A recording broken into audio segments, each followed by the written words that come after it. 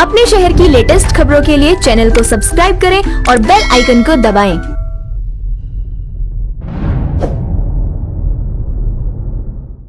नमस्कार, आप देख रहे हैं हुंकार 24/7। इस समय हम उत्तर प्रदेश के बागपत जिला के रोटोल गांव में मौजूद हैं और हमारे साथ मौजूद हैं आरएलडी के वरिष्ठ नेता और पूर्व में सिंचाई मंत्री भी रह चुके हैं और अभी वर्तमान में जो है राष्ट्रीय महासचिव हैं। और डॉक्टर साहब हमारे साथ मौजूद है, डॉक्टर मेराजुद्दीन अहमद जी मौजूद हैं और इनसे आज हम बात करेंगे कुछ राजनीतिक मुद्दों को लेकर। सर, आपका हुंकार 24/7 में स्वागत है।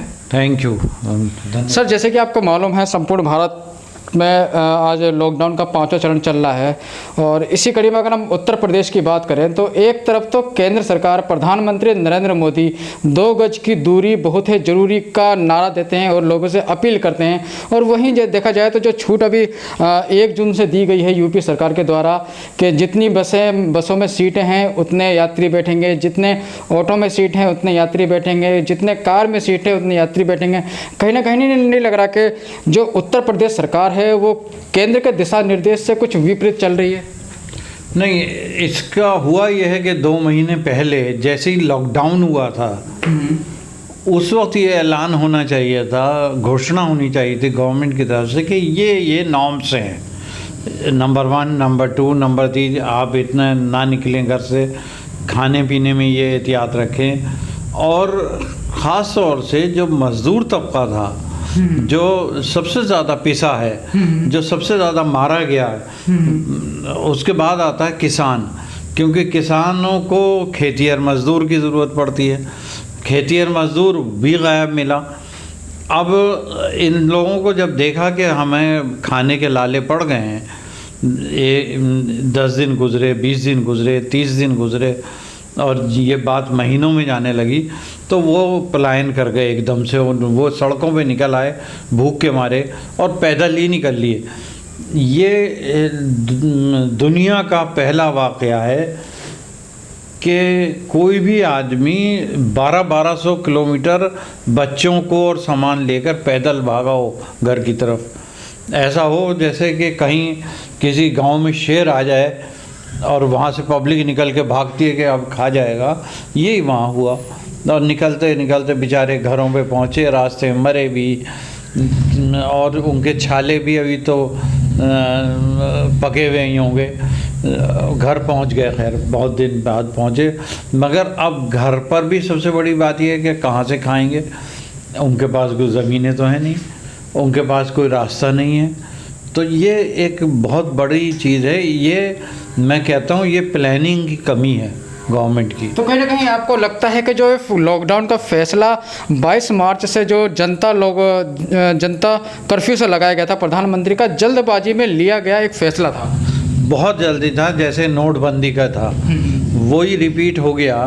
इन्हें अवेयरनेस पैदा करनी चाहिए थी गांव दर गांव। ये 15 दिन की तैयारी ये करते कि बाकायदा बढ़ाते। बहुत सी स्कीम आती हैं गवर्नमेंट की, मसलन उज्ज्वला ही आई तो लोगों को पता लग गया, बैंक से पैसा आता रहा, लोग लेते रहे। तो इसी तरह ये भी लॉकडाउन के बारे में लोगों को अवगत कराना चाहिए था, पढ़ाना चाहिए था। और ख़ास तौर से देखिए, हमारे यहाँ की जनता 40% ऐसी है जो पढ़ी लिखी नहीं है। उसे आपको अवेयरनेस करनी पड़ेगी, उसके दिमाग में बिठाना पड़ेगा कि देखो ये इतनी ख़तरनाक महामारी है कि इसमें आदमी बचता नहीं है।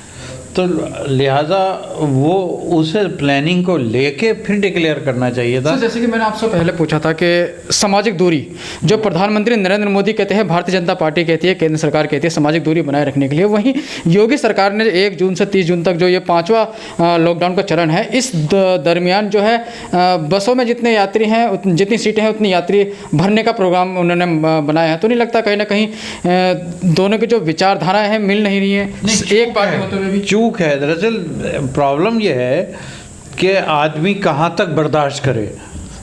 भाई खाना एक वक्त ना मिले, चलिए ठीक है, 2 वक्त ना मिले फिर बर्दाश्त करेगा, तीसरे वक्त तो वो बिल आ जाएगा। और जब इंसान अपने बच्चों को देखेगा, क्योंकि रोज़गार नहीं है कहीं भी, एक तो वैसी आर्थिक उसने पिटा हुआ था पहले से ही, ये और हालत ख़राब हो गई है।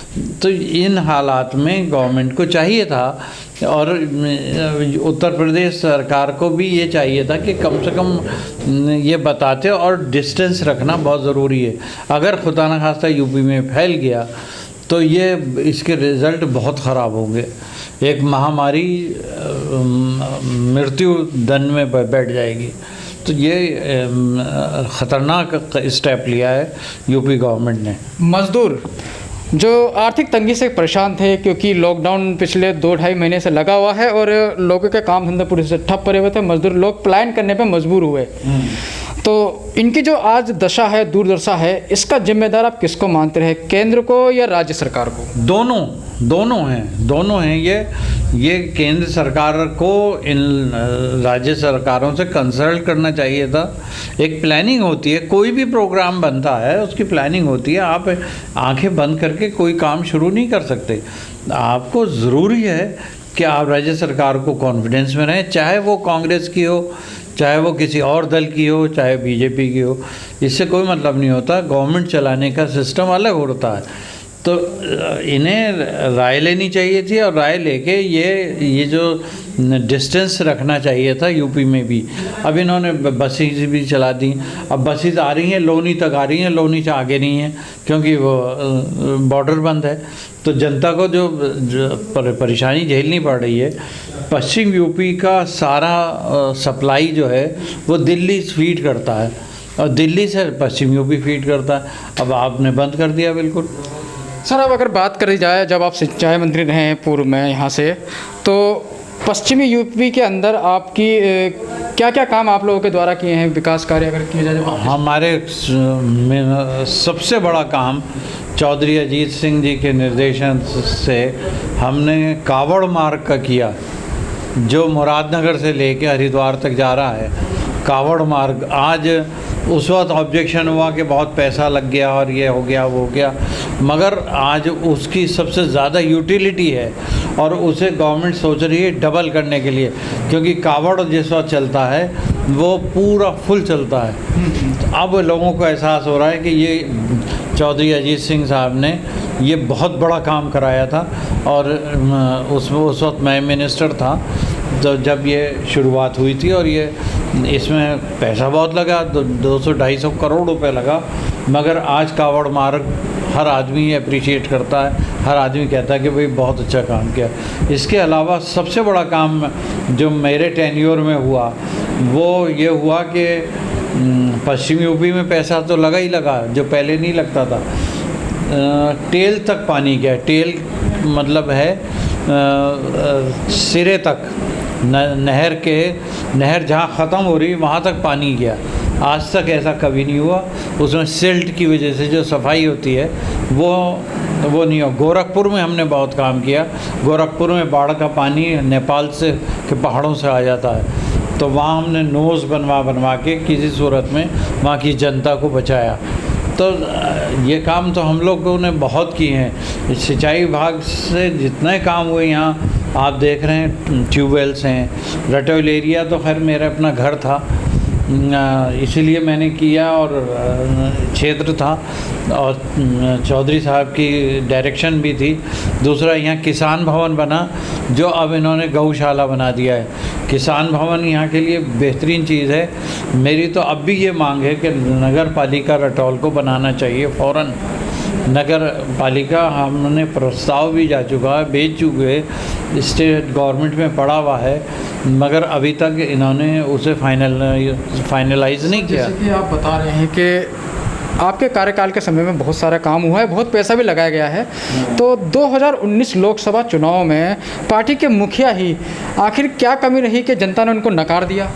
नहीं, नकारा नहीं है, वोट तो इतना ही मिला है। वोट मिला वो एक जगह कंसंट्रेट कर गया। इन्होंने एक पुड़िया एक ऐसी थी हिंदू मुस्लिम की, और आपस में डिवीज़न कर दिया, उसकी वजह से ये हुआ।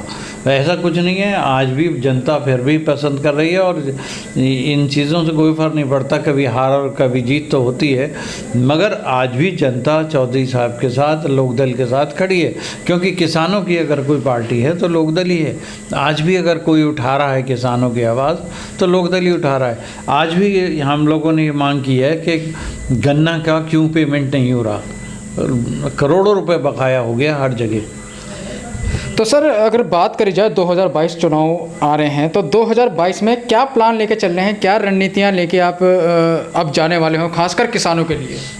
हमारा तो मुद्दा ही किसान है। चौधरी चरण सिंह जी ने जब ये बुनियाद डाली थी इस पार्टी की, चौधरी साहब अगर ना होते तो किसान का नाम नक्शे पे नहीं होता।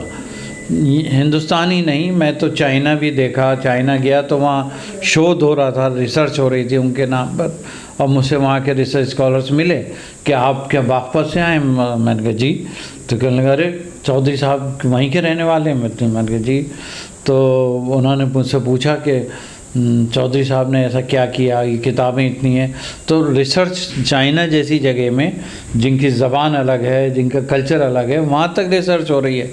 तो चौधरी साहब के जो कार्य थे 65 में, उन्होंने एग्रीकल्चर मार्केटिंग का मुद्दा उठा दिया था, जो अब आके अब मार्केटिंग आनी शुरू हुई 80 के दशक से, वरना तो MBA अभी तो आए हैं, उस वक्त तो कोई पता भी नहीं था। मगर उन्होंने सन 65 में किताब लिख दी थी कि एग्रीकल्चर मार्केटिंग होनी चाहिए। तो इससे किसानों के और ये उनका नारा हमेशा रहा कि किसान खुश होगा तो शहर खुश होगा, देश में खुशहाली आएगी, आर्थिक उन्नति होगी। और यही वजह आज है कि किसान जिस दिन बैठता है उस दिन मार्केट खाली हो जाता है। किसान के पास पैसा होगा तो वही मार्केट में पैसे पहुंचते हैं, वही चाहे बड़ौत हो, चाहे और मार्केट हो, दिल्ली के मार्केट हो, वो आपको खुशहाली अलग दिखाई दे जाएगी, मगर आता सब देहात से ही पैसा है। तो सर अगर बात करी जाए भारतीय जनता पार्टी की, केंद्र की या योगी सरकार की बात की जाए, तो किसानों के लिए बहुत बड़ी बड़ी योजनाएं वाली बातें इनके द्वारा की जाती हैं कि डायरेक्ट जो है किसानों के बैंक अकाउंट में पैसा भेजा जा रहा है। उनके लिए जो है हेल्पलाइन नंबर भी जारी कर दिया गया है। उनको जो है खेतों की खाद वगैरह खरीदने के लिए भी जो है सस्ती मुहैया कराई जा रही है। तो लगता है इनके कार्यकाल में ये काम हुआ है किसानों के लिए? जी, बहुत बड़ा काम हुआ। 2000 रुपये पर किसान को दिया गया, जैसे खैरात दे रहे हों या भीख दे रहे हों। ये दरअसल इनकी मानसिकता जो है, इनकी सोच है, वो साम्यवादी है, वो पूंजीपतियों की वाली सोच है। वो गरीब और किसान से, अल्पसंख्यकों से इन्हें कोई मतलब नहीं है। इन्हें तो हर जगह जब भी कोई मुद्दा उठाइए, इन्हें पाकिस्तान याद आ जाता है, इन्हें कश्मीर याद आ जाता है, इन्हें हिंदू मुस्लिम याद आ जाता है। अरे भाई, इससे क्या मतलब है? भाईचारा सबसे बड़ी बुनियादी चीज़ है। अगर हम लोग, हमारा कॉन्स्टिट्यूशन महफूज नहीं रहेगा, हमारा संविधान महफूज नहीं रहेगा, तो देश टूट जाएगा। आप देख रहे हैं पड़ोसी मुल्क में, पाकिस्तान में, वो संविधान उन्होंने ताक में रख दिया तो क्या उनका हाल हो रहा है। आर्थिक उन्नति उनकी ख़त्म हो चुकी।